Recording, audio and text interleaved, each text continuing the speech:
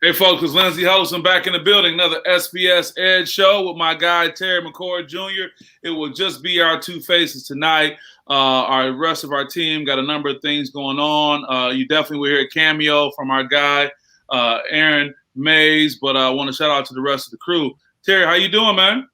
I'm pretty good. It was a good week of football. NFL started. It was good to see all the sports in action, and NBA will be coming up shortly. So it's kind of cool how they all rub off on each other. Baseball's ending pretty soon, and MLS is starting up. Soccer, you're seeing it being played. So it's kind of cool. All the sports rub off on each other, so you get a little bit of each every weekend. Yeah, it definitely is a sports cycle that we get used to, and it got thrown off a little bit, obviously, with COVID, because we were used to kind of having the rhythm of sports, and it's almost like even the weather impacts how I look at sports, because when it's balmy outside, I'm like, oh, that's football weather.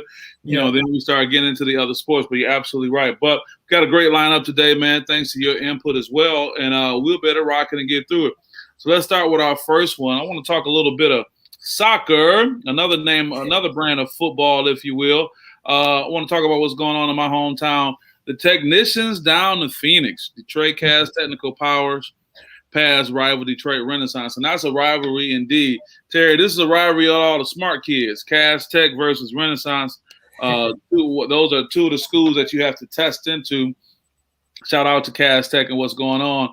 The young man in the photo is actually Kyle Wiley. He's actually the son of a really good friend of mine. I got a cough when I say a good friend, because we have a epic love and hate relationship, and she's probably going to send me a note after she sees this. But I think it's noteworthy what her son is doing. He attends Cast Tech, the historic Cast Tech High School. I was there for the Sound Mind, Sound Body week-long girls camp. Shout out to Curtis Blackwell. But, they had a lot of success over there, and that is Kyle wearing number 8, giving a handshake to his teammate for the success.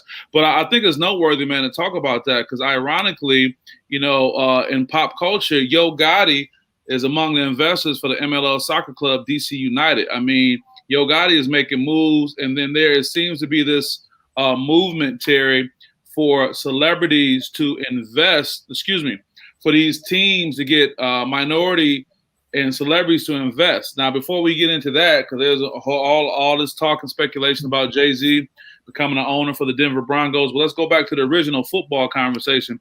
Why do you think soccer, and I said football, I was referring to soccer, obviously.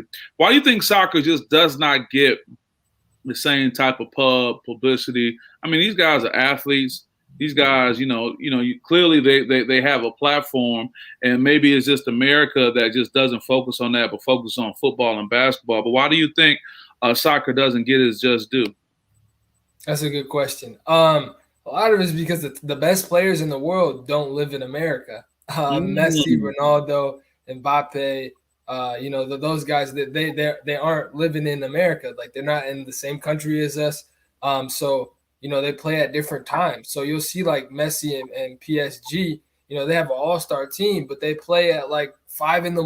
and like at their time, it may be like 7 p.m., 8 p.m., however that calculation works, but we just don't see them. And so MLS players, like, they don't get as much pub because no one really, I hate to say it, but no one really cares about it. But it's such a fun sport to watch, though. And so I think that similar to how the MLB's been working, I see MLS maybe hopefully, making a push to kind of advertise its players. But the thing is, though, there hasn't been a top talent that come out of the MLS like a Shohei Ohtani, like a Fernando Tatis. So there has to be that headline guy to kind of get players to watch the sport again. And it's really hard because the top players aren't here. They're in the Premier League. They're in the Paris League. They're in the leagues overseas. So they play at weird times. So which is hard because they're not on ESPN. Sometimes you got to watch them on maybe NBC, maybe Peacock TV. Maybe those channels that you typically don't watch sports on here in America,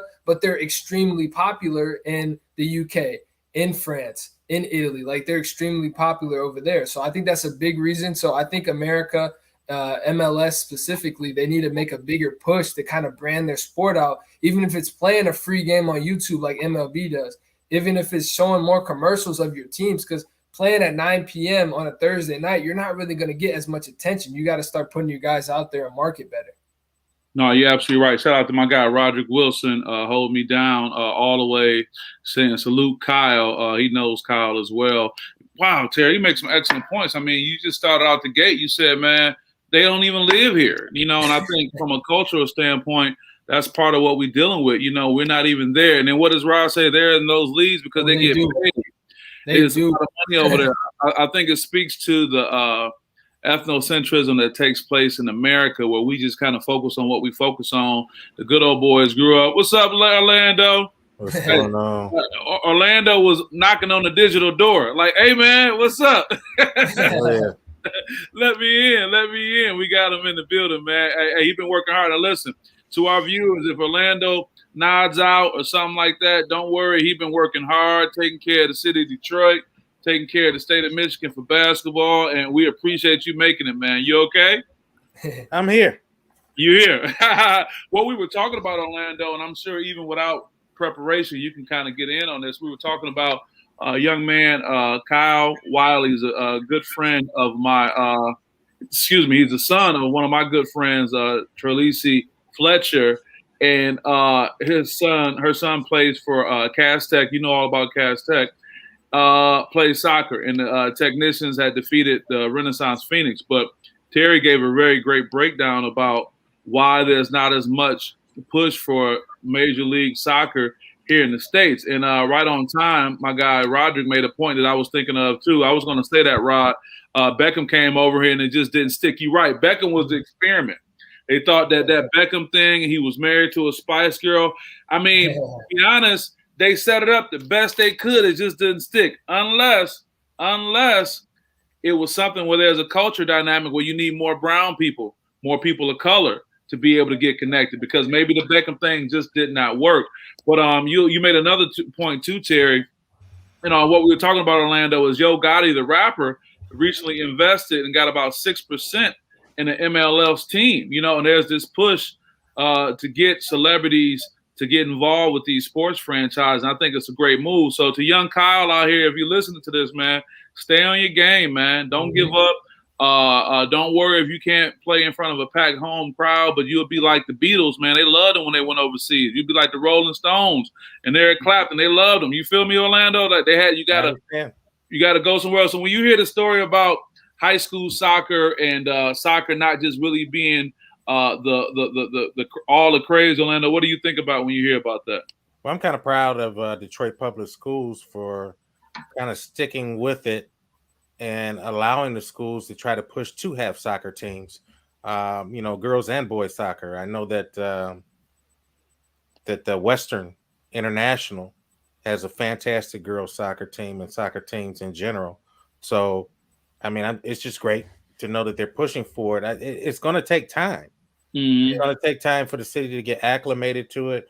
The toughest part is going to be able to find, the core of coaches to come and actually coach the sport here in the city, in the cities, especially. So, stick with it. It's coming. It's coming, and I think it's gonna be a fantastic addition to sports here in the city. No, you're absolutely right. You make a good point, because we know that so often when people are in those rooms and they make those decisions, in most cases, it's probably not a soccer player at the table. It's probably a basketball person. It's probably a baseball, probably a football person. And, in this time of rough economic times, it's so easy for a program to get slashed, or they push them to be in a private club team or something like that. So that's something we got to keep in mind as we move forward. I guess, guys, with success, what they say, more money, more problems. You guys can't see this, but I got about about 6 inappropriate messages being placed in our box. So I think the more we have success, the more we go get people trying to get something out of it. I can't help it. It's funny. And anyway, I gotta add one more thing too.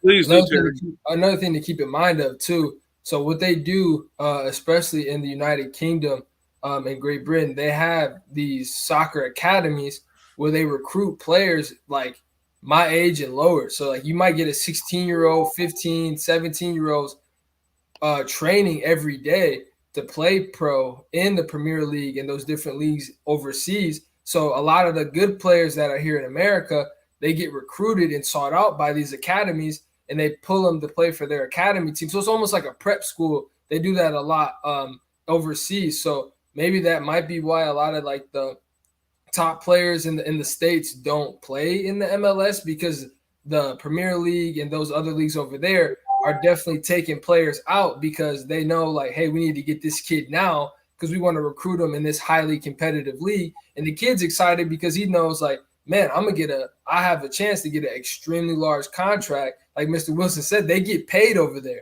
And so as a 16-year-old getting asked to play soccer, your favorite sport, every day getting coached by legends, is like, it's almost a gimme. So they're stealing like our really good players. No, I shouldn't say stealing. They're investing in our really good players at the prep school to play on these highly level leagues overseas. I think you're okay with saying stealing. I mean, stealing, investing, however you want to call it. You know, every great fortune, there's a crime behind it. You know, you're absolutely right. And I think, you know, the one thing that social media has done is brought society together globally. And I just hate that a young person, that's why I was so encouraged to put Kyle up there. I would just hate that a young person will say, well, you know, I don't get the same type of, you know, response that the football players or the basketball players get, right, and miss out on an opportunity to become a professional athlete. And then, you know, on top of that, the people you connect with, you know. Hey, he said, bro, my name is Rod. I ain't that old. Hey, you know what? Everybody missed her. At first, he does call everybody. At first, I thought he made a Freudian slip and called Orlando that. I was like, what is he talking about? He said Wilson. Yeah, that's my guy, Rod. It's funny, though. Hey, that's a good brother. You would love him. Y'all are two great spirits. That's my guy right there. And I'm going to start calling you Mr. Wilson, Rod. You're going to love that. Well, no, I want to thank Kyle Wilson and what he's done. And, again, thank his mom, Trelicia Fletcher, a really good friend. I know I'm going to regret saying that probably in a couple of weeks when I run into her. But my point being is I think it's something to think about. And I think with the platform that we have to do more to encourage the non-traditional sports. You know, I love football. I love basketball. I mean, I'll put them in the order of basketball, football. But we got to encourage and let our young people get greater opportunities to get out here and play. And just as I said it, yeah, her mom jumped in. She's saying, yay, Kyle, that's her mom. She's a beautiful person. Well, Lisa, we saying good things about your son. We know the apples don't fall too far from the tree, but then sometimes it do. So Kyle is a great young man with a great future. Aaron is saying, what's up? What's up, Aaron? How you doing, man? What's going on, Aaron? We got your information, your data that you sent over to us. We'll make sure we get to it. You didn't put it in the trash, Lindsay? You didn't just throw it away when you got it? No, I didn't throw it away. He has stuff, man. He has stuff, no doubt. So this is what we'll do. Since we had a nice segment, let's take a quick break right now. I want to thank the people who've been really supporting us for a long time. I want to shout out to my guy, Horatio Williams and the Horatio Williams Foundation. I want to thank them for the support, what they've done for the SPS Star Showcase, and what they've been doing for the podcast going forward. Also want to thank Gilead Science as well with their support, as well as Dick's Sporting Good. But we're getting to be to that time. We got about 6 weeks, and we'll be headed up north for some basketball. So right now, Team Michigan is going to take it away for us. Here we go.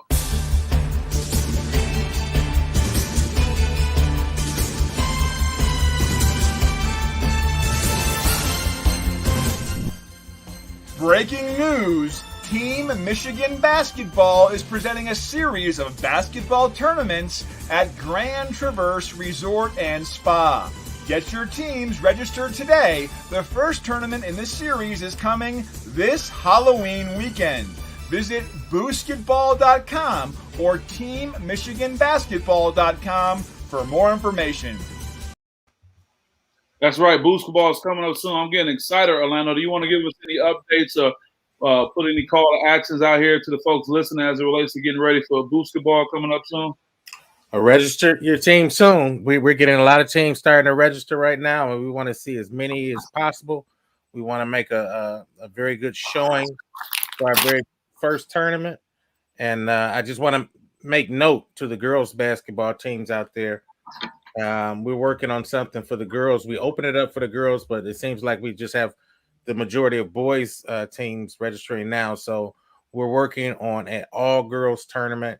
So be on the lookout for, and we'll give you the domain right now, chicandhoop.com. Chicandhoop.com. I love it. Let me put that up, man. I love it. You've been holding out on that one, Orlando. We're always working, Lindsay. Always working. Hold on for a second. Chicandhoop.com. I like that. I like that. What y'all think about that? I like it. I love it. I love it. We're going to let that rock for a little while. We're going to let the, as Jay-Z said on the form out, I'm going to let it breathe for a minute. We're going to let that one breathe. Chicandhoop.com. You got Anika Evans showing love. Oh, happy birthday. Happy birthday to Anika. She says she love it, Coach O. Happy birthday. Yeah. We got Hoops Hype Show. Great show. Thought of the Hall of Fame. Got to be happy for Chris Webber. Yeah, we're actually going to talk about that. You know, you following the program. Let's really get into that right now. We want to talk about the Hall of Fame. We got a lot of comments going on. That's a good thing. She says, thank you. Thanks. You are welcome. You are welcome, Anika. Doing a great job for the public schools here in Detroit, making things happen in the athletic world. We appreciate you and what you're doing for Detroit Public Schools District, community district, that is. So let's talk about the Hall of Fame, man. The Hall of Fame went down recently, and a lot of familiar names and faces received inductions, man, and that's an awesome, awesome thing. I mean, it started out notably with Chris Webber giving a speech, and I gotta admit, fellas, I was like, man, you know, they should have saved Chris for last, the way that speech was, you know. Yeah. And then other notable speeches I'll say would also be, of course, our hometown hero, that is none other than Mr. Ben Wallace. You know, I had an image for him. I'll get up in a second. And then, and for me also, Paul Pierce. There were a few other speeches in between there, but Paul Pierce. But I want to start with Chris Webber, that is. And the reason why I want to bring him up, gentlemen, as I get you guys handsome faces back up here in 1 second. The reason why I want to bring Chris up, because it was a great speech. It was a great speech indeed. But there was one little line in that speech, Orlando. There was one little line in that speech that really told me that, yeah, Hoops Hype want to know what Hall of Fame speeches stood out to you. That's what we're talking about right now, Hoops Hype. Appreciate you checking in. For me, Chris Webber, what many didn't know was that the whole time that he was going through his prep transition, Terry, he had the sponsorship of none other than Isaiah Lord Thomas.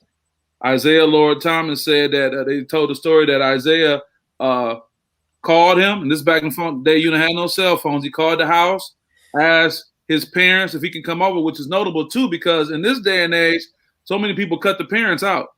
Yeah. Called the parents, asked if he can come over, came up in the hood, and was like, look, man, I got you. I know what you're going through. So he was referring to that experience, you being a prep all-star, everybody trying to get at you, everyone trying to get their hooks in you. He said, if you need me for anything, he said mentally support. Then he said financial.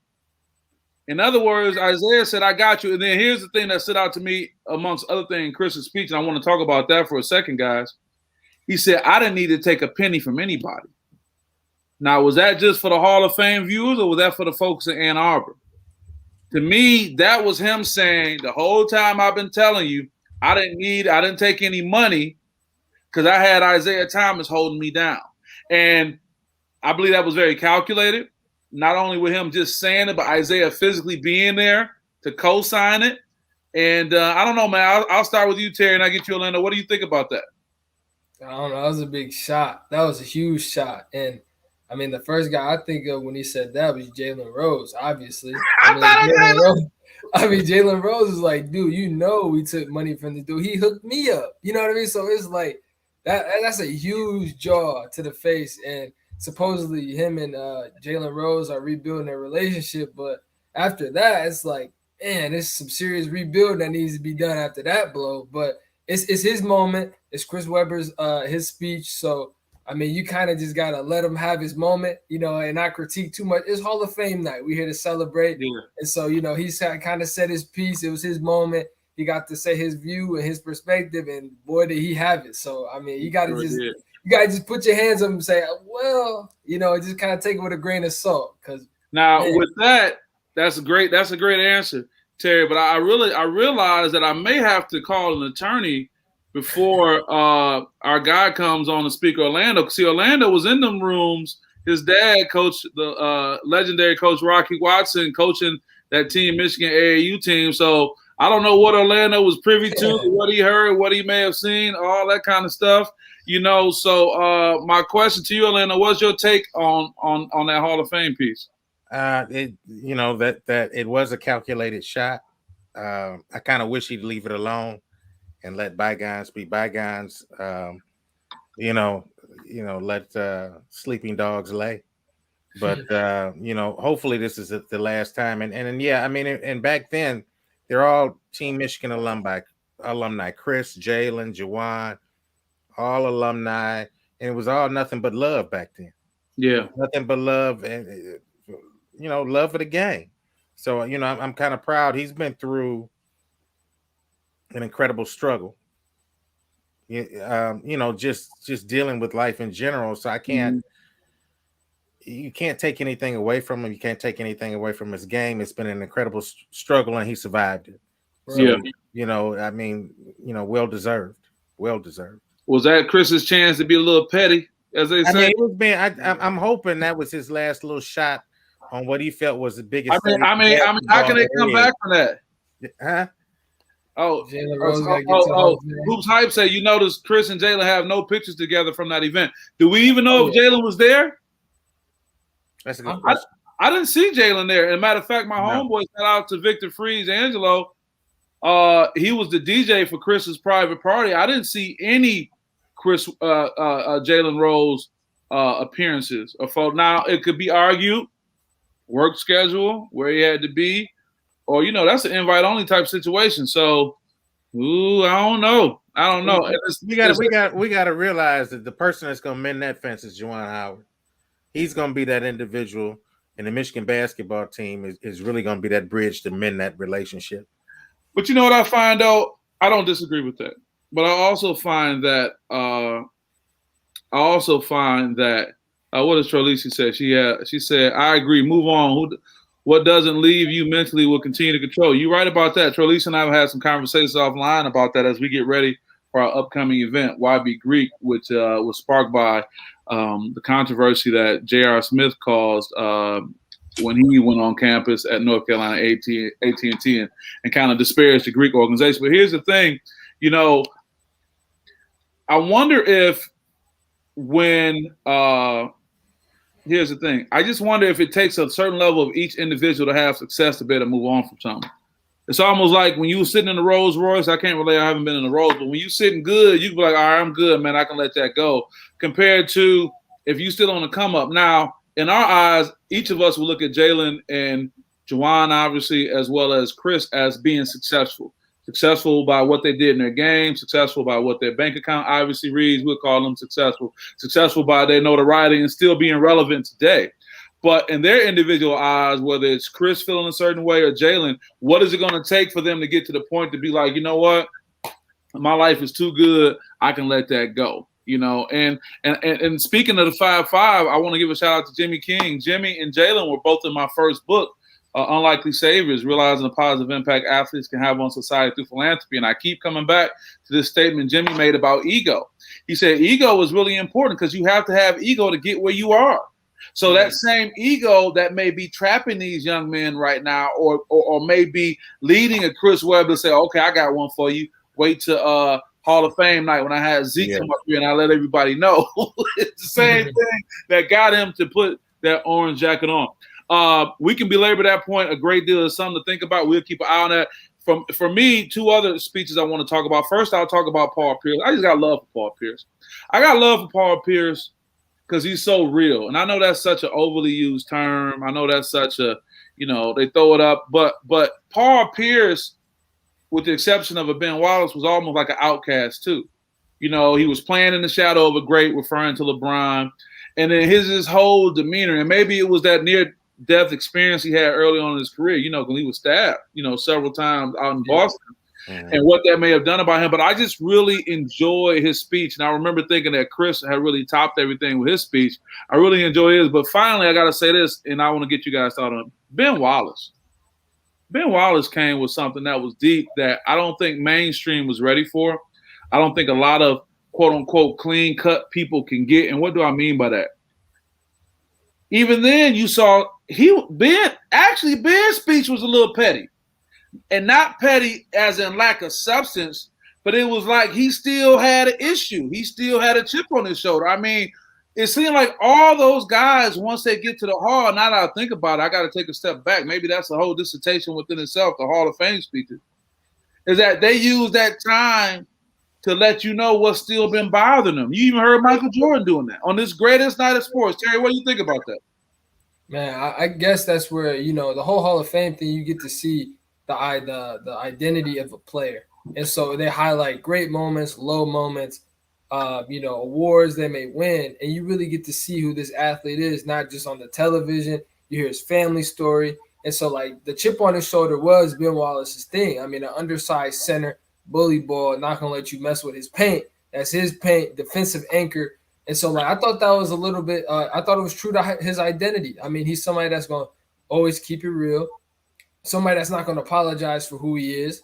And that's something that made his team so great, that Pistons team. I mean, him being down there, and all Chauncey had to worry about was the wings, because Ben, like, I got the middle, him and Rasheed down there. So I think that paid, I thought it really allowed us to kind of see who Ben Wallace was. And, I think that I do think that is a time where players get to kind of say some shots that people critique their game on, people critique their personality, anything. Even Michael Jordan, like, he talked about, man, I took that personal, and that's a meme today. Like, just little things like that where they get to show little glimpses of how they really feel outside the court. I thought it was really cool. And to see that displayed on the Hall of Fame, again, it's all about you. So however you want to display who you are, his big thing was putting a chip on his shoulder. So he really wanted to show, like, hey, I still got that chip even today. Right. Yeah. And then also, too, Orlando, when they make those speeches, there's no clap back. You can't clap back at a Hall of Fame speech not. on a podcast. Would you say, Orlando? Absolutely not. It's their opportunity to speak their truth without having to worry about, some handler saying, you can't say this, you can't say that. This is it. This is the pinnacle of my career. I done made it. So let me lay it out here for y'all to hear it. Right. Wow. And I will say this to you guys, and maybe we could be the first podcast to be featured in the Hall of Fame. The Hall of Fame, I've done the research, do allow individuals who are non-basketball players to make the Hall of Fame. Sure. It's all about your contribution to the sport, whether it's in media, whether it's coaching or whatever it may be. And I really have a goal of making it to the Hall of Fame based on what we do at SPS and giving back. Man, we got a lot of comments from some great people making comments about the different segments going up. So what I'm going to do is I want to go back and shout out to Tay Anderson. What's up, Tay? Representing that West Side. Each of you name your top 5 WNBA players ever. And did you all see Sue Bird get broke down so bad she got to retire? LOL. But take your time and answer when you all can. Okay, I will have to take my time. But listen, we on it. I got my list ready. Yeah, my man Aaron Mays was on it. Orlando, we on it. But let's go back to Sue Bird. Do I have the visual? I was trying to work on putting the visual up. I think I had that on our original flyer. But, yeah, she got crossed over, man. She had 2 issues. First, she got crossed over by Erica Wheeler, and then she fell on her face another time. It was bad, so people immediately started talking about retiring, and it's kind of one of those things, man. It's like when it started happening, it's like it started happening, but she's been in the game for so long. What's your take on Sue Bird, the WNBA, Terry, and just where things are? And the last thing I'll say, for the record, I did not post that comment about Sue Bird getting crossed over to disparage her. I did it for the love of the culture in the game. I'm like, oh, wow, they got sisters in the WNBA crossing legends over. I'm like, that's going to have odds. That right there may have boosted ratings for the WNBA because that's something that the men are able to offer. And I think for so long, with the exception of the dunk, in a few occasions, you feel you can't see that. What's your thoughts, Terry? No, I mean, I thought it was funny. I mean, anytime a legend or an elite player in the league is crossed over, it's all over the headlines. So I mean, that's like when AI crossover Jordan, huh? Yeah, it's no different. Even if it's a little bit or if it's a lot, I mean, it's gonna make it. I mean, her team this year, they're not as good as they used to be. I mean, as they were last year, I should say. They won the championship last year. Now they're working at about like the sixth seed right now. I mean, 4th through 6th seed. I can't remember off the top of my head, but I mean, I don't know if she has retired though, but I think, having their best player out, Breanna Stewart, like, I mean, it does make a big difference. Baller's Page says Sue Bird hanging on too long. But you know what? Baller's Page, good. It may just be that may be the different dynamic in the NBA that allows her to, as we used to say when we were in our fraternity, blend a little bit and kind of get away with it. Baller's Page got another comment. Denzel Valentine, why do you think? Okay, he's talking about. We're going to come back to these guys in 1 second. He's talking about. I'm sorry. He's talking about when Denzel Valentine. Why do you think after 4 or 5 years in the league he hasn't found his niche? My followers always joke and say it was that Frank Nitti effect. Yeah, when he got worked out over in that league. No, man. Here's the thing. It kind of started with this Hall of Fame discussion. It comes down to now. I mean, things are very temperamental in these sports, and especially, it's not like we had to read the transcript of the Hall of Fame speech. We all saw it, and if you don't see it live, you don't got to record it on VHS. You go see it somewhere, some clip of it. Orlando, I mean, you have the senior experience as it relates to us being out here talking about this, as well as coaching. Talk about, where we are right now, where it's just this, I guess it's the same excitement that's been with the game, but do you feel like the excitement is kind of coming back when you see these players? It's almost like when David, slams Goliath, or when, the little guy knocks down the big guy. When you see a Sue Bird get crossover, even an NBA player like Denzel. And shout out to Denzel. I just saw him a couple of weeks ago. We had a great conversation. He dropped some great knowledge for the young people. But I just want to know what you think as I get ready to tee up Miss Trelisi Fletcher. She said Sue Bird is a legend. Does she need to retire? No. She got crossed over by another ex and WNBA player. It happens. That's coming from a real baller. That's coming from a coach and all that. I get you. I get you. Okay. Right. Okay. Right. What you got, Orlando? And then you see what if you put up Ballers, what Ballers Page is saying that Sue Bird is 41 years old now. His age. Sue Bird is a hell of a player, and what we're not looking at, why is she staying so long? Let's just break it down. Why she's staying so long is because the women don't get paid nearly enough. Wow. There isn't that room for them to sign for that I'm going to retire contract. They're making pennies compared to what the NBA is. That's true. So is there an option? I got to feed my family. I got to play as long as humanly possible. She can't afford to retire. My family. She can't afford to retire. You get a guy in the NBA that's at the end of the bench that can get him a $10 million contract and be done with it, and ain't played a game. Right. I guarantee you, the end player on LA's bench that don't even see the floor is making more than Sue Bird. Yeah. I mean, you made a good point. You're talking about pay inequity and where we are. It's unfortunate that it takes her to get crossed up or something like that to bring attention to it. I know people have been talking about it before. I'm really at a loss for words. That's rare because I look at it as I'm not going to fall into the old statement that the money's not there, because my understanding is that the NBA has been financing most of these leagues, the G League, as well as, supporting the WNBA. And I just think it comes down to them having a desire to want to do it. I won't say it's because the game isn't as exciting. I just think it's just a mindset. But, that's what we do with our platform. Trelisi, you over there chilling, and you got to give me some insight on what we can do. I mean, I'm a father of a daughter. I would love to put a basketball in her hand if she so chooses. But I guess going forward, we got to figure out what we need to do. You want to add anything to that, Terry?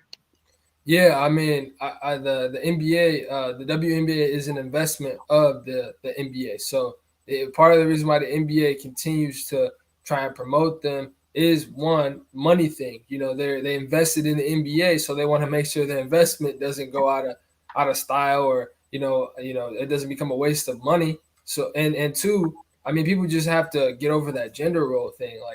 Like I love that website. She can hoop too. So it's just like, am I saying it's she can hoop too, correct?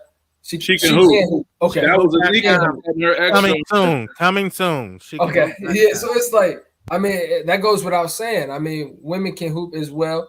But as the whole excitement of basketball, I just think that it's really cool because just to highlight a couple more, it's so funny that you took those Hall of Fame players. I did the exact opposite. I had Chris Bosh, Jay Wright, and Bill Russell. So it's Bill Russell as the first African American NBA coach. So I thought that was really neat. And then you also see Tony Kukoc, who was an honoree for being in the international committee. So you see that Jay Wright, a two-time NCAA champion, not a Mike Krzyzewski, but somebody who gives players, grooms them like a Tom Izzo, somebody who gives players, teaches them how to play the game right. Then they go to the NBA like Eric Pascal, Josh Hart. You see guys that know how to play the game.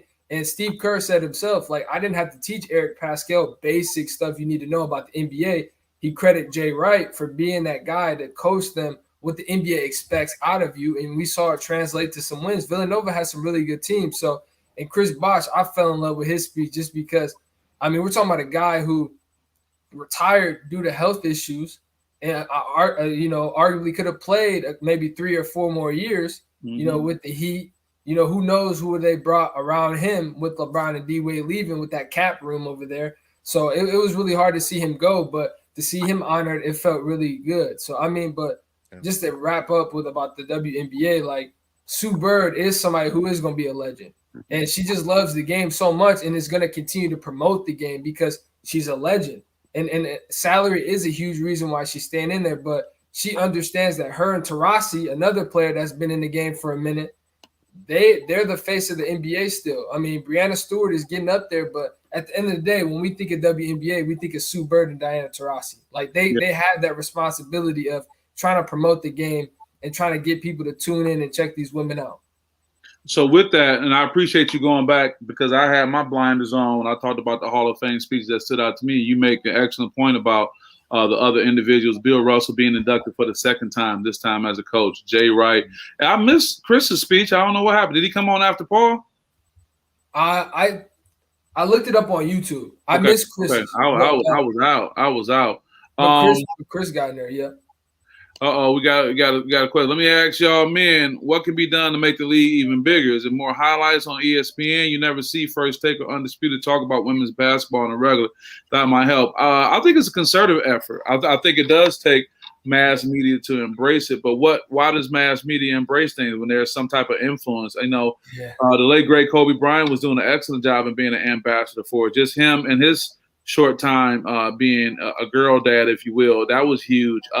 I just think that it's going to be a slow-moving train. I think that it's going to continue to go and grow. I think people are going to continue to be creative. I think what the young ladies did inside the bubble with social justice was huge. It kind of helped them stand out, but it also brought a lot of attention to the inequities as it related to what went on with the NCAA with the wacky weight room compared to what the men had. And then if I didn't share what Who Bought Us Scoop said earlier, I don't know if I shared it about that. So you're absolutely right with that.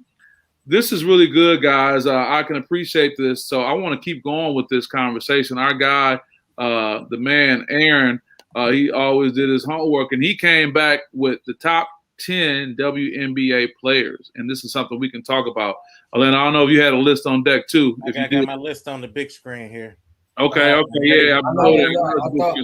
So I'm gonna put him out there. I'm gonna come to you, Orlando. Terry, you got one for us, too? Yeah, I did top 5. That's fine. That's my bad. That's on me. No. We just did this right then, man. So what Aaron has is Lisa Leslie 10. Number 10. Oh, hit. Oh, hey, hey! We already out the gate. We like what? That's good. All right, we got Simone Augustus 9. Wow.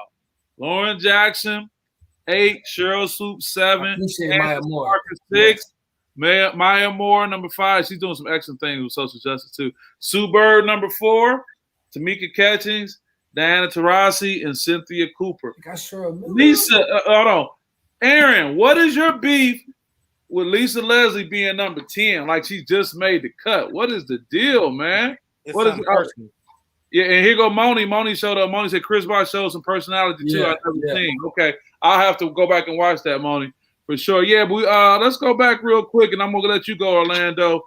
We love what our guy is put up for us, Aaron. Again, Lisa Leslie 10, Simone Augustus. Wow. Augustus is wait a minute, he don't even have Brittany Griner on there. Not yet. Hey, y'all both like, yeah. Not yet. Not yet. All right. Okay. Okay. What Rod said? Rod said that's a great list, just out of order. Okay. Rod, you know what, Rod? When you running for office, that's such a political statement. Hey, we get you elected around here. Politically correct. Yes. But Simone Augustus is a beast, though. She was a beast about Lauren Jackson, Cheryl Swoops, no doubt. Hey, what about Dawn Staley? No. He didn't make the cut. Miami. Okay, let's go to you right now. What you got, Orlando? All right, I'm looking at my big screen. Whenever you see me look up, that's all right. I'm looking at the monitor. Number 10, Tisha Pinachero. Okay. We're going. Let me get it. 10. I'm sorry. I'm good. I'm really messing up. That's all right. I'm probably gonna give you 11 instead of. You got Teresa Witherspoon. Yeah. Okay. We got number 9, Cynthia Cooper. Mm-hmm. Ooh, number 9. Okay. 8, Yolanda Griffith. 7, Taurasi. Yeah. 6, Sue Bird. 5, Tina Thompson. 4, Lauren Jackson. 3, Cheryl Swoops. 2, Tamika Catchings. And number 1, Lisa Leslie. Oh, yeah, that's what I'm talking about. Y'all flipped, y'all bookend on that. Yeah, Aaron, we got to get you on here to kind of give us some insight on why you said that, why you feel what you feel. Maybe she played him on an autograph or something one day. He figured he could not put her on there. He was going to put her number 10, right? We got Baller Page. Before I get you, Jerry, Baller Page got the top 5. Cynthia Cooper, well, I go in reverse. Cheryl Miller, okay, that's all time. That's right. Lisa Leslie, Cheryl Swoops, Maya Moore, Diana Taurasi, and Cynthia Cooper. Here, okay, I like that. Well, you can't take away from Miller, and then you can't forget about help me out. Hall of Fame. She was a coach, but really never got to play. Nancy Lieber McCline. Okay. I was just thinking away from those two. Yeah. What did she say? Moni said, I think Simone isn't top 10. She's more in top 20. Really? I don't think she's top 10 either. I say at least I thought Simone's aggressiveness and all that was you said that USC squad was some dogs. No doubt. Those are them teams that can beat the men. Like don't sleep, don't trip. You know what I'm saying? No, this is some good stuff. Terry, what you got for us? So I did a top 5. That's my bad. I did a top 5, but I got Candace Parker at 5. I got Cheryl Swoops at 4, Maya Moore at 3, Taurasi at 2, and then number 1 I got Lisa Leslie. Lisa Leslie again. Taurasi don't get enough credit. That Taurasi's a beast. I don't disagree with that. I don't think she does. She's just whether it's not that maybe the marketing is done in a way that's geared towards the men, that for women who don't appeal in a certain way, they don't get it. Tina Thompson was a beast, is what Trelicia said. Dawn Staley did her thing, no doubt. Dawn Staley was every dude's favorite ball player coming up, He said, oh, yeah. Well, that was great. That was great, guys. What I want to do, I want to give us a break. I want to thank everybody who chimed in on this piece as it relates to the WNBA. We want to work on making more time for the WNBA and just making sure that their voices are getting heard. And that's the beauty of having a platform, because we can do that. So what I'm going to do, we're going to take another quick break. When we come back, we're going to talk about some college football. I know Terry don't really want to talk about that game that happened I'm ready with his team.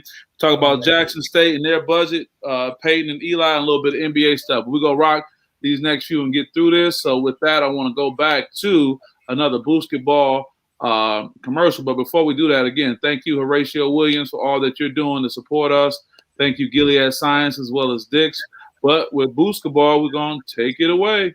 You know who it is, baby. And I'm here to tell you about the new youth basketball tournament in Michigan. Team Michigan Basketball has done the work. It's prime time. They are PTPers, baby. Get ready for a scary good basketball tournament Halloween weekend at the venue of all venues, Baby Grand Traverse Resort. I'm talking about a diaper dandy, baby. I mean awesome with a capital A. A basketball tournament that is designed with the entire family in mind. Escape to a 900-acre northern Michigan resort just outside of Traverse City. Enjoy 54 holes of championship golf, spa, indoor-outdoor tennis, indoor water playground, fitness center, private beach club, 4 restaurants, shopping, and now basketball. I can't wait, baby! It's the stay to play that will make your day! Halloween weekend 2021. Check it out at www.boosketball.com. Register your team soon. This one is going to fill up quickly. A basketball tournament at a resort. That's a slam, bam, jam, baby!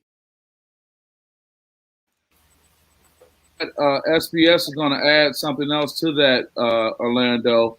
1 second. SPS just received the I'm sorry, excuse me, let me clear the screen. Just received the Vert Max Challenger.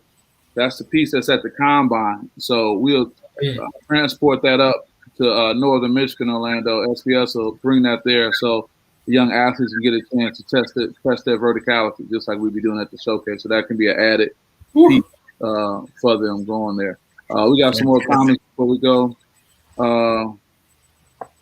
Yeah. Aaron, check back in. Ooh, Aaron. He said, "Did you approve that list?" We like, ooh, 6 out of 10. Just to be people on there. Yeah, we get about 6 out of 10. We was tripping on 6 out of 10. We was tripping on you and that young lady, man. We was tripping on you putting Lisa Leslie 10, Aaron. 10? Simona Gus is better than Lisa Leslie? Yeah, we didn't know what that was about. You know that was about. I'm just gonna say that there's 2 of us that had Lisa Leslie number 1. Number one. And I was even like, huh? When I saw that. But no, Aaron, you good. You know, your track record still works out real good for you. So what I want to do, let's talk about football. You know, Terry, you can give us a recap of this last week in football. But before we do, there's just one image I want to put up just to help you remember in case you forgot what may have took place. You know, you would think that they were in Oregon, Orlando. Look at all that red back there. They quiet. They Hey, the seats are empty. The Duck got his game, but Terry, take us through, man. Take us back to last week's. Well, I think we got. Well, I won't go too in on it because you were kind enough to make a Bucs versus Ducks segment of his own. So I'll save my talk about that for that segment next. But Ohio State lost, 35-28 to Oregon. Hey, look at your dad. Your dad like, oh, no. Shout out to Terry McCord. Whether we believe it or not, whether y'all believe it or not, this week was really fun for me. Besides that 12 o'clock game, my blood pressure was going up. But it was really cool to see some really good games. Like Pittsburgh, Tennessee went down to the wire. That was the game I was flipping to. I don't even really like either of those teams. I want to shout out my guy, Archie Collins. We play Little League Baseball together. He's one of the coaches at Pittsburgh doing this thing. Shout out to Archie Collins. He went to Cass Tech, too. But go ahead. So, really exciting games going on. Notre Dame survived another, really close game. They beat Toledo 32-29. Toledo at that, right? Yes, a Mac attack, baby. I seen the Mac tweet, and they're like, the Mac attack is down there in South Bend, baby. So, it was some really good. That should be great for recruiting for them, too. Exactly. It shows that they're getting some of the snubs that aren't going to those Power 5 D1 schools. They're going to the Mac. And, Florida State, shout out Bobby Bowden, just passed this past year. They lose to Jacksonville State. And so, we're seeing teams lose. Miami, who Michigan State has this week, they survive and beat Appalachian State by 2 points. Real quick. What's your prediction on Michigan State versus Miami? So, what a lot of people don't know. So, Miami, we've seen glimpses. De'Aaron King is a really good quarterback, dual threat kind of guy. My question is if MSU's linebacker speed can keep up with him. MSU's pursuit team with Dowell, Matt, Harvey, You know, they've really been pursuing teams. But my problem is I really hope that they pursue, which Ohio State didn't do this past week, go attack. Go get those 3-yard gains. You don't want to make big tackles down the field where they already get 10 yards or they get 7 yards. So they gotta get that. They gotta definitely pursue the ball. Miami's definitely beatable. There were moments down there at Spartan Stadium. I had the pleasure to go down there and watch them play Youngstown State. There were moments where athleticism did bail Michigan State out, which is gonna happen. I mean, there are gonna be drives where like, oh man, like we just got to just shove it down their throat and get this score real quick. You know, get us out of a 3rd and long, just run the ball real quick. But I do think MSU can win. It's going to be tough. It's going to be on the road. I do think that the speed with Kenneth Walker III and Jaden Reed, man, that guy is a big play waiting to happen. I do think those guys definitely have a chance to compete with their speed with Miami defense or with the Miami defense. My biggest thing is that Michigan State played a lot of man last week, which you can do that against Youngstown State. My thing is, are they going to continue to do that? Because they were able to send like 5-6 guys last week. Like they were getting to the quarterback with ease. But against Miami, a tougher team with more speed, more experience, the ACC ball, are you going to be able to rush 6 guys and be able to get that pressure on the quarterback? I think MSU will win because I do think Miami is beatable. That they get vulnerable at times, as we've seen, obviously, against Alabama. But even Appalachian State, they're no joke. So Miami can be vulnerable. I think MSU has to come out hot. Peyton Thorne has to continue to throw the ball well like he did last week. So I do think there is a chance. I have MSU winning. But I do think that a speed for Miami's quarterback is a problem. He can get loose. Derek King is a guy that can change a game by himself, similar to like a Johnny Manziel, a Justin Fields, if you will, when he uses his feet. A guy that can run that 4.4, 4.5 speed and get loose. Very good, very good. What do you say to that, Orlando, when you hear the savant give his Week 2 college football breakdown? I'm just always amazed at his knowledge in football. You know, I'm getting old. My mind can't retain all that information. Yeah. But I tell you what, though, whenever the first thing that came up, because I always focus on one thing, the whole Oregon thing. I'm just anti-Oregon. Oh, wow. Okay. Yeah, I'm anti-Oregon. It's the point that the Oregon Project. Are you familiar with the Oregon Project? I've heard. I'm not. We lost. Okay, so the Oregon Project was for distance running. Okay. And it was a Nike-backed project, and they were giving supplements to the athletes.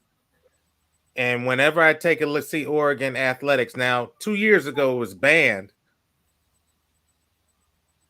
but Nike was still pushing and backing the individuals that were running the Oregon Project. So so whenever I see Oregon athletics, my thing is that they're cheating. They're doing the supplements, and it's all backed by Nike.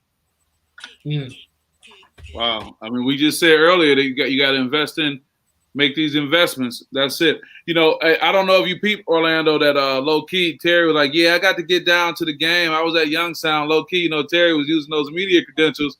So let me get it right. I don't know if COVID allows, but you went from the press box to the field like the last 5 minutes of the game. So for this game, my mom had the pleasure to be in the presidential suite. I was able to wave to her up top, seeing her, but I wasn't able to go up there due to the recruiting rules because I'm at a four-year university. I'm at a local community college. I'm still eligible to be recruited to a four-year university. So I was there. I missed out on the opportunity, but moms came through and was able to provide a ticket for me and my girlfriend's little brother. He's like a little brother to me, so I was able to take him. We were up there on that top first bowl, cheering for the Spartans, man. It was like it was a real nice moment. So I was able to that was a Kelly McCord plug. Shout out to Kelly McCord getting that, making it happen. Presidential. All right, that's great. That is great, man. No, my recap wasn't specific for the Ducks and Bucs, but that was a line right there. But I'll go in next segment. I got notes for you. I got some facts to drop about how Oregon played us. I'll keep it real. How about this? Because there's not too much more I was going to add. How about you give half that right now? I know it's on your heart. Then we'll talk about what Coach Prime is doing before we wrap up with Payton and Eli and the NBA players too. Okay, so I'll give you a little half. So I mean, he was ready, wasn't he, Orlando? I mean, Ohio State. I mean, we got flat out exposed. I mean, it's been a problem. Our linebacker core has been a problem for years, and I'll go back to even. I would even say, I'd go as far back as when we lost to Iowa and Urban Meyer. Like, it's something about our scheme. I'm say those players not still there, Terry. Yeah, it's a scheme. It's what they expect. I think Ohio State has came to a sense of that we're going to outscore you. Ohio State thought Thibodeau was going to be out. They said, the best player in the country and the best defensive player is out, so we good. And they got smacked up. No, and that's the thing. So, like, so with Joe Moorhead, the offensive coordinator at Oregon, did an excellent job of exposing our weakness. And what that weakness is, our linebackers react slow to running backs. We react slow to the flats. We react slow on the perimeter, period. And so Joe Moorhead, a guy, I was doing a lot of research on this guy because I just love how he was calling the game. He emphasizes a lot on checking the ball down to the running back. And a lot of, checking the ball down means maybe like a 3-yard flat route or a 4-yard little running back curl after he gets done blocking. That's something that he specializes in. And so a guy like CJ Verdell, who's coming out the backfield late, our linebackers are reacting slow to that. That's our weakness. And so we have athletic guys on the line. So he's throwing like legal blinds, like legal blindside, like the little motion chip blocks to get those DNs. So at the end of the day, it comes down to coaching. You got to warn the guys like, hey, we got to call the chips. We got to make adjustments to that. Like he should have been telling his cornerbacks like, look, we got to call the chips. Someone needs to slide over and help the DN out. Well, hold on, Terry. Let me just add, even if a coach who you would think would tell them, it's all about the players receiving that. And I want to make a quick pivot and then come back to this. Even with Mel Tucker and team going down to Miami, sexy Miami, they coming off 2 games. I mean, it's easy for them to believe the hype right now. And like you said, they're playing Miami. They're not playing Youngstown State. So I think coaches always lose sleep at night doing their due diligence and telling players the playbook. Orlando can tell you that as a coach. I can tell you that. But are these players ready to take that in and listen and not believe their hype? But go ahead, please. A lot. So, that's true. Players, there were a lot of moments where the defense wasn't executing. Same with the offense. But my thing is the overall scheme. So Ohio State, they play their guys. One, their cornerbacks are lined up 7 yards back. They're like giving them cushion. And so whenever you got a team that continues to go, as soon as you give guys team cushion. Hey, somebody talking about you, man. Yeah. Hey, Mr. Wilson talking about you. And the thing is though, the defensive coordinator Kerry Combs, like he's a guy where he's a great recruiter. He's enthusiastic on the sideline. He just has to make some adjustments. I mean, if you can bring the talent there, you can make it work. I think those guys are flexible enough to try out a different scheme is because we rely on our pass rush. And Oregon did such a great job to really like disarm our pass rush. Like we couldn't get there like we could. This is the second year in a row after we lose a guy like Chase Young 2 years ago where we can't just rush the passer and just rely on that. We can't do that. And so now we have to kind of go back, look at the drawing board. How can we get our guys on defense to play the best ball? So a lot of that's putting players in position, but players do have to execute, and I didn't see the sense of urgency until we needed to get that 4th and 3rd down stop to get the ball back to give us a chance to win. So a lot of that is just coaching, and players just got to be ready to play. Oregon came out and wanted to beat us more than we wanted to show that we were the best team in the country and beat them. Right. Shout out to my guy, Deshaun Tate. He calling me right now. He should know I'm on a podcast right now. I can't pick up and talk to him. Hold on, this will be good. Deshaun, I'm on a live podcast. You should know my podcast schedule. I can't talk to you right now. Why you calling me now, man? You said what happened? Yeah, I got to call you back. He said, what happened? So here's the thing. Your dad said Combs is done. Okay, Combs is done. Okay, so let's do this, man. With the time we have, I want to talk about Deion and Jackson State. Terry, you brought this to my attention. You talk about show me the money. And you talk about his budget rising. So right now, Deion's ranking is Jackson State is ranked 55th for football budgets and recruiting budgets, and that's behind Kansas State, Duke. That's also I can't make out these other teams right here, but just to show you where they are, when you see this type of visual, what does that tell you, Terry, about what's happening with Jackson State and this Deion effect? Yeah, I'm really surprised at that list. I mean, the fact that Iowa State, who's just ranked top 10 in the nation, they're so low. So I mean, that's just mind blowing to me that's like that. But I mean, it goes to show, like I told you, offline, a lot of that, proving that you want to change the program, it takes the program's help. Just like Coach Tucker, alumni, just like Coach Tucker said, getting donations, having guys invest in facilities, that helps recruiting, and it ultimately helps your program succeed. And it helps with other stuff. If there are a ton of studies that show if a football team is really good in your school, it brings in a ton of capital, revenue. It brings in all that. It brings in a lot. Fans, people just coming up and showing up, taking pictures at your school. All that stuff is marketing. All that stuff is advertisement. Winning. People just coming like, oh, that's where Walter Payton went. Picture over there by like. That stuff is really cool, and it helps brand your school. And a lot of that does come with school sports success. And so having them invest in Deion and continue to invest in Deion as he continues to do well over there, and he continues to speak out on it. I mean, he's not a guy that's not going to go away quietly. So I think that it's really cool that he's continuing to apply pressure, and we're starting to see that money come in. And they're going to have to keep getting a little bit more money to continue to compete, though. Yeah, shout out to my guy, Courtney Alexander, good brother. Who knows? Courtney, Jacob may be going to see Coach Sanders. Jacob, a two-sport athlete, his son, great young man, playing football now. Orlando, when you hear about Deion, I mean, should we even be surprised? Is this what we thought was going to happen? We're just seeing it actually happen, or is this a shock to many people, you think? I think you might. Yeah, we're on mute. I think There we go. Yeah, you must have moved yourself. Yeah. I think that's what we expected to happen. I think, and you're going to see it grow larger and larger. It may not necessarily come from the administration, but I was just reading that when they play University of Louisiana Monroe, I think it's their next game, and then they're getting paid $350,000 to play that game. You're going to find your bigger schools. And, and he claims he doesn't like to play those types of games. He's out to win. His thing is, I'm getting paid, I get that big dollar to get my ass whooped, but that's not the case. You're gonna find your bigger schools. They're gonna reach out and want to play them because they want that hype that surrounds him. It makes for an interesting story, and they're gonna play top dollar to play them in preseason. Yeah. Courtney says he's been putting on for years, research where he got his Hall of Fame induction. Go ahead, just give it to us, Courtney. Just give it to us.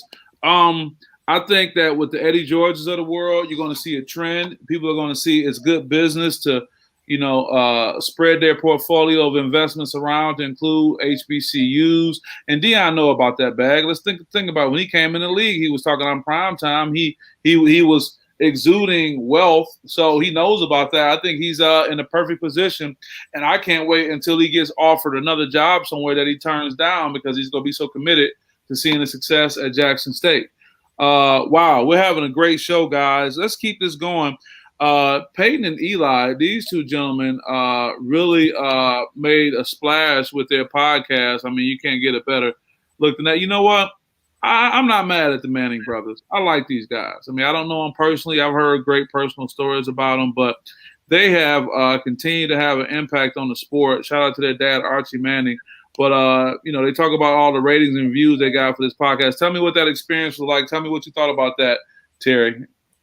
I really enjoyed it. I thought it gave us a good glimpse of what goes on through Peyton Manning's head as a quarterback. I mean, even though you step off the field, that thought process of what happens to each situation as a quarterback never leaves your body. Like that's always going. You've been trained since a little kid of what to do and how to react when the defense. So even if you're watching it, like even when I'm watching the game, I'm like, man, he's about to kill him with this or he's about to hit him with that. It never leaves your body. So just seeing his IQ get displayed on TV, and there was a specific clip that he had with the Ravens helmet on, where he was calling the play like he was the actual quarterback. And Eli Manning asked him, like, what does can it mean? And he was like, I just called 2 plays. Can it means we're going to go with this play. So the amount of studying and the amount of like preparation he does, even for commentating, for playing. Like Peyton Manning is always like, he's like a great point guard. He'd be a great point guard if he could hoop, because he's always 5 steps ahead of people. And it was really cool to see him bring guys like Ray Lewis, Russell Wilson. He cracked me up when he showed that picture of Sierra and he said, man, she got that ring on that I wanted. And whenever they beat him in the Super Bowl that year when the Legion of Boom beat them down. So Peyton Manning, definitely a guy on TV. I want to see him more. He has different shows that are ESPN Plus with the details, so you get to hear more of his IQ. And so I really enjoyed that. I did go back and forth a little bit because there were moments where the game got a little slow, and I'm like, all right, like I'm trying to dissect the game myself. But then as the game got better, when it went into overtime and the Raiders the Ravens got the ball back. Then the Ravens turned the ball over. Lamar fumbled, and the Raiders got it back. I went back to go watch their podcast because I wanted to see how Peyton was interacting throughout the game. So it definitely gave us a side of what an NFL quarterback's thought process is like during a big game. Yeah, I think it's going to be very successful. And as a sports psychology consultant, I love hearing that. Even when Gruden used to have his show, his quarterback show. I mean, I used to dive into that, just enjoying that part of it. Orlando, I don't know if you got a chance to catch it or just what's been your take on it. Catch it, but I'm going to leave it to I trust Terry's football knowledge. I will catch it next time around. Yeah, well, we're going to keep an eye on that and come back to that. So with that, guys, it won't be too much long. We're wrapping up. We'll get into the last segment. We're going to talk about the top NBA players. And just like clockwork, our guy Aaron did his homework, and he got that information in to the professor in time. Let me show you what Aaron has. 1 second. And we won't jump on his players like we did with the ladies and whatnot. So I'm expecting to get jumped on, so don't worry, Aaron. Are you expecting? I'm expecting to get jumped on. Oh, so wow. don't worry, Aaron. You telling me the controversy is coming. So with that, we'll put up the top 10 by our guy Aaron Mays, and he has for us number 10, Bill Russell, Tim Duncan, Shaquille O'Neal, number 7, Kobe Bryant, number 6, Larry Bird, number 5, Wilt Chamberlain, number 4, Magic Johnson, number 3, LeBron James, number 2, Kareem Abdul-Jabbar, number 1, Jordan. I mean, that's solid. At the end of the day, all I would say is the only argument could be order, and we can stay up till the cows come home trying to do all that, But let me go again, bro. Bill, I'm glad Bill Russell number 10, Tim Duncan number 9. That's dope. Shaquille O'Neal number 8. Okay, Kobe Bryant number 7. People will argue that order. Okay, but number 6, I would have to ask what the criteria was. But even still, they all made it. Number 6, Larry Bird. Number 5, Wilt Chamberlain. Number 4, Magic Johnson. Number 3, LeBron James. Number 2, Kareem Abdul-Jabbar. Number 1, Michael Jordan. I got a comment coming in. What we got right here? Okay. Jimmy Bay, you want so bad for us to name the top 5 Tom Izzo players. You've been asking this over and over again. So based on their era. So what I'm going to do is I'm going to put that question to the guys. We're going to finish our list. We're going to come back and answer. You've been very diligent about wanting that question. I don't know if you got something going on sports betting or something like that, but we will respond and give you what we think of Tom Izzo's top 5 players. But right now, you want to be up now, Terry, with yours? Yeah, I'll go.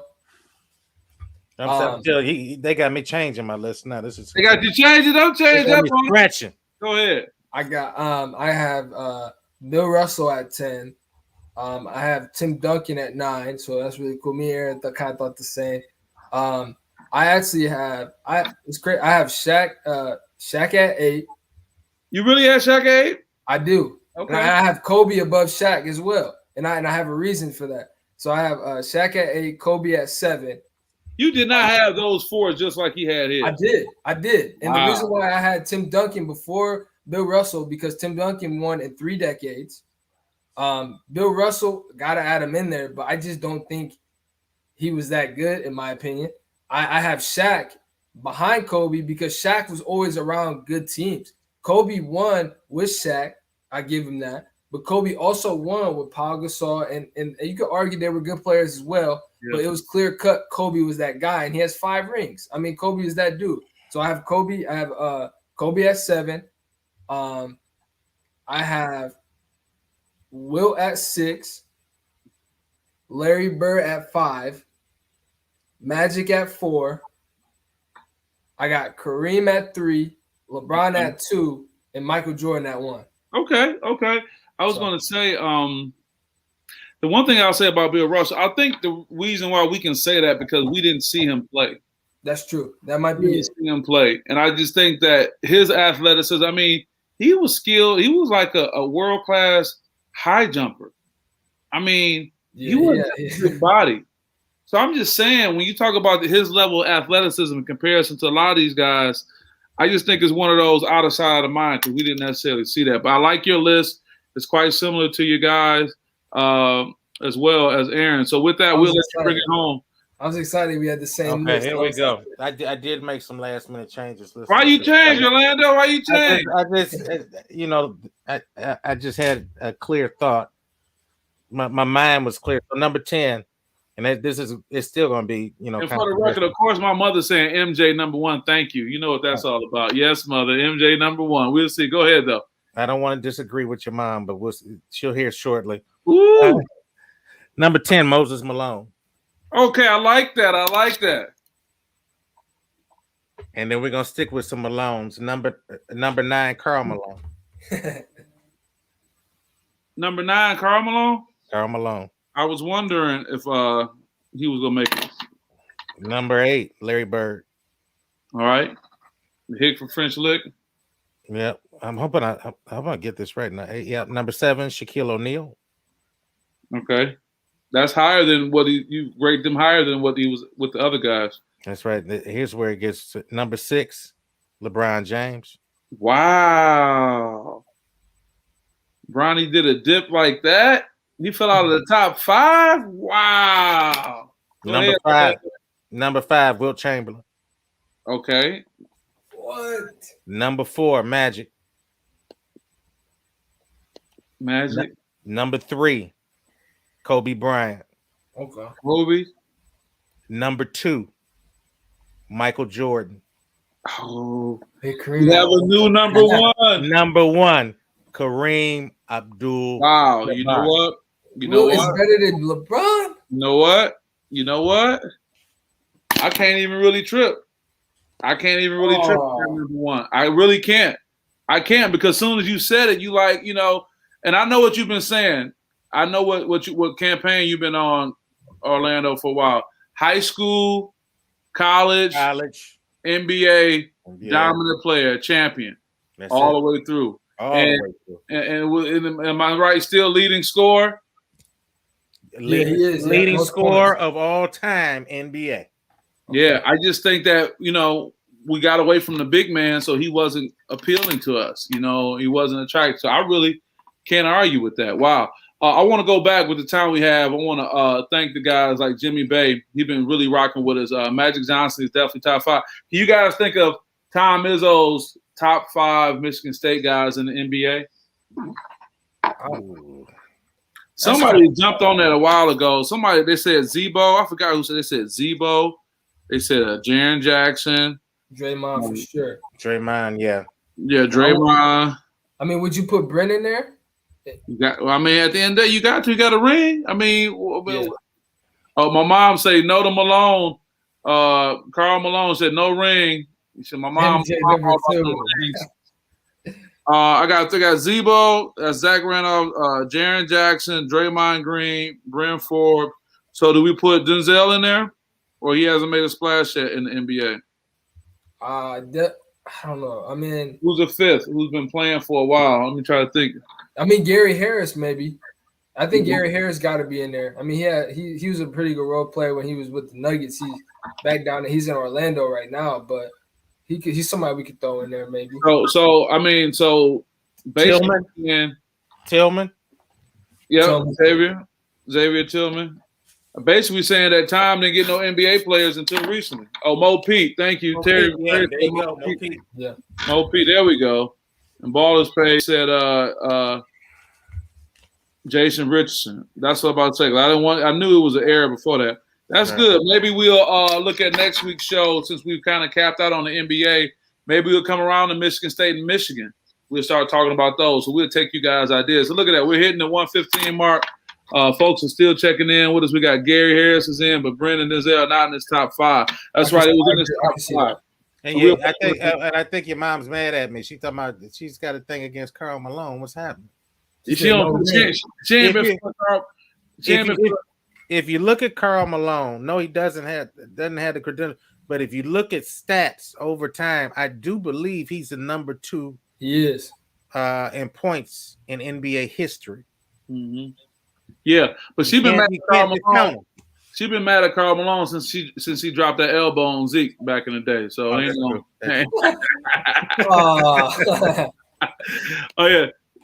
What's up, Steve? No, Steve Smith he's considered Judd Heat coach. He's not considered now. Tom recruited him, but that he's considered Judd Heat most high in the building. That's my guy right there. That's one of my players from high school. One of my ball players. You would never want to get in line, Lee. When I was trying. I'm gonna tell a quick story. Orlando, you know how this is. So I had the JV guys. I would make them all put on a shirt and tie on game day, Terry, and walk in a straight line so they wouldn't be a big haggle. And it was always one person popping out of line. The one talking about most high. That's him, Lee. Papa Lee's a great guy, great father, got a beautiful daughter, doing great things. I'm so proud of you, Lee. And appreciate you checking in. But we gonna get ready to wrap up. You guys got any last comments before we get up out of here? No. I'm good. I mean, I gotta say, Kobe to me could have easily been top 5 for me. I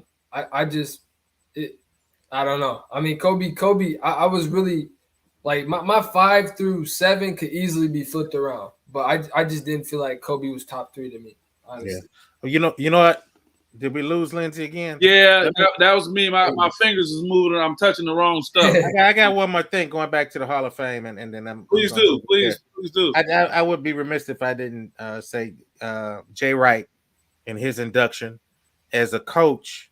Yeah.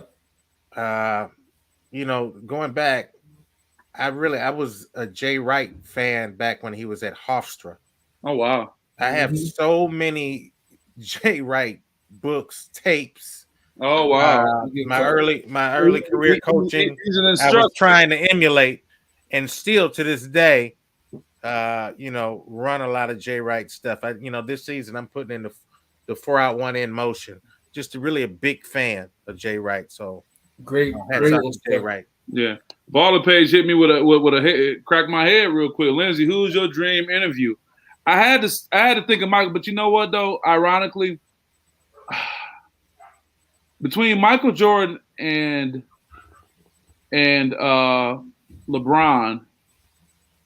I don't know. It's a toss up. Michael Jordan out of respect because he is the GOAT, but LeBron because I think there's more of a connection with age and being able to do some things. But ironically, I had a quick conversation with President Obama. You see that picture over my on my right shoulder. We talked about hoops when I got to holler at him real quick. Hey, yeah. But that's a great question. I have to think about that. People still chiming in on the show. We're trying to shut the show down. Stockton pass to Malone scores. Okay, Orlando, I see your point. That's it. And then Baller Page said, how do you have Kobe not ahead of LeBron, though? Oh, eye test. Okay, I get it. Boy, they still coming in with Jay Wright, a top 3 coach in the game. You're right. Well, hey, we appreciate you guys. Get back with us. We'll be back here next week. If you guys got some ideas or some suggestions, go ahead and shoot a note. You can inbox me. I appreciate you guys. I want to appreciate you and all that you guys are doing, supporting us, but also to you, Terry and Orlando. Thanks so much. We're going to shut this show down. We'll catch up with you guys next week. This is Lindsay House with SPS with the crew. See you guys next time. Peace. Thanks.